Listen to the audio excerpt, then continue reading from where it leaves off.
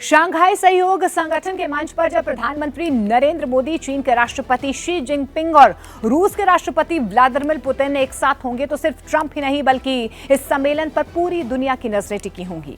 ऐसे में सवाल ये उठता है कि क्या एससीओ के मंच से नया वर्ल्ड ऑर्डर बनेगा? तीनों महाशक्तियों की ये मुलाकात ट्रंप की धड़कनें बढ़ा देंगी।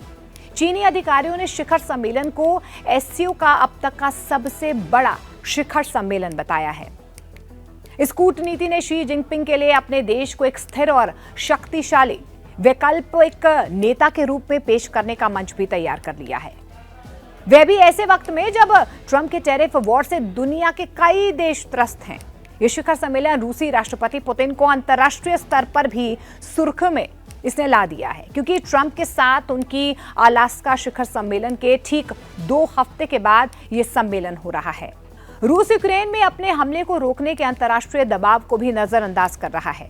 इस हफ्ते की शुरुआत में रूसी सेना ने अपने पड़ोसी पर पूर्ण आक्रमण के बाद दूसरा सबसे बड़ा हवाई हमला किया था।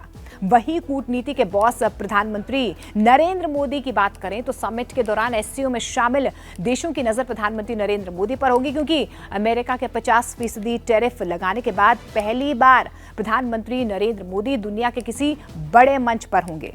ट्रंप के टैरिफ वॉर के आगे घुटने नहीं टेक कर वे अपनी मजबूत इरादों को यहां पर पहले ही उजागर कर चुके हैं, क्योंकि प्रधानमंत्री नरेंद्र मोदी और शी जिनपिंग की मुलाकात एससीओ समिट से पहले हो चुकी है। अब पुतिन और जिनपिंग से उनकी मुलाकात से ट्रंप की नींदें उड़ सकती है। भारत, रूस और चीन, ये तीनों महाशक्तियां अमेरिका के सामने इस वक्त सबसे बड़ी चुनौती बनकर उभरी है।